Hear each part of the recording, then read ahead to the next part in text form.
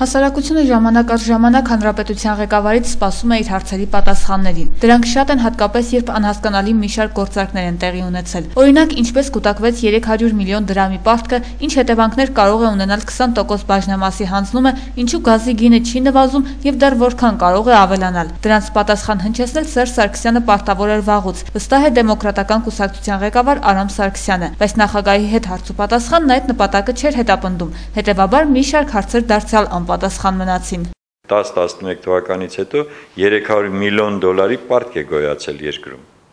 Սա էր գլխավոր խնդիրը, եւ սա է, որ չի թույլ տալիս իրենց իջեցնել այդ գազի գինը, հա? Այսինքն այդ հարցերի պատասխանն է պետք։ Եվ ես օրինակ անձամբ չստացա։ Նախագահը պարտավոր է պարբերաբար հնարավորություն տալ ժողովրդին ստանալու մի շարք հարցերի պատասխաններ, համոզված է Դեմոկրատական կուսակցության ղեկավարը, ինչը չի արվում, իսկ եթե նման ելույթներ են լինում, ապա դրանք էլ հստակ նպատակներ են հետապնդում։ Տվյալ դեպքում պետք է ենթադրել, որ ուղղված են նրանց, ովքեր մեղադրել են հենց գործող վարչախմբին նման գործողությունների մեջ։ Օրինակ, բոլորովին վերջերս հնչեցին երկրորդ նախագահի քննադատությունները, բայց սրա պատասխանը չէ, որ ուզում է լսել հասարակությունը, վստահ է Արամ Սարգսյանը։ Նրանք ինչ են իրենց մեջ ուզում պարզաբանեն, 2 նախագահներ կամ 3 նախագահներ, դա ժողովրդին շատ քիչ է հետաքրքրում։ Ինձ հետաքրքիր է ինչ էր տալիս այդ 20%-ը։ Եթե մենք որպես պետություն ժամանակի ընթացքում, տարիների ընթացքում վաճառել ենք 80%-ը, այսինքն 80%-ը կարելի էր վաճառել, 20-ը չէր կարելի վաճառել։ Տարօրինակ չի։ Եթե վաճառված է եղել 80%-ը, ապա կարելի էր վաճառել նաև մնացած 20-ը։ Այս ձևակերպումը եւս մեղադրանք է նրա հասցեին, ով վաճառել է 80%-ը, իսկ հասցեատերերի թվում նաև հենց ինքը Սերժ Սարգսյանն է, վստահ է Ժառանգություն կուսակցության փոխնախագահը։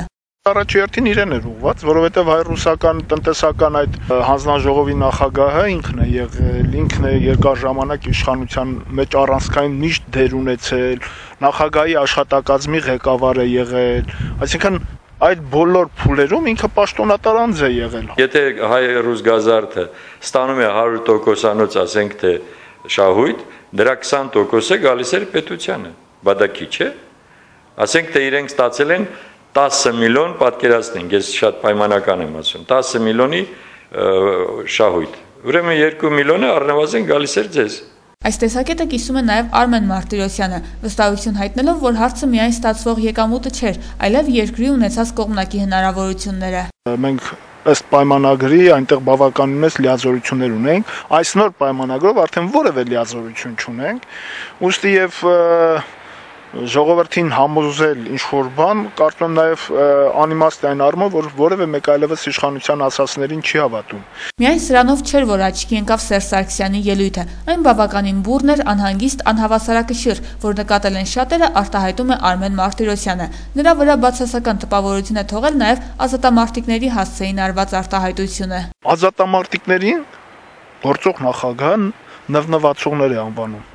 Այն ազատամարտիկներին, ովքեր այս պետության ստեղծման հիմքում են կանգնել։ Այս ամենն ըստ ընդդիմադիր ուժերի ներկայացուցիչների խոսում է կառավարման թերի համակարգի մասին, որտեղ ելույթները միայն մեղադրանքներ են միմյանց հասցեին եւ հետևանք է նրա, որ փոխվելու փոխարեն իշխանությունը փոխանցվում է։ Վարդուհի Արզումանյան, Մարտուն Գրիգորյան, Gala News։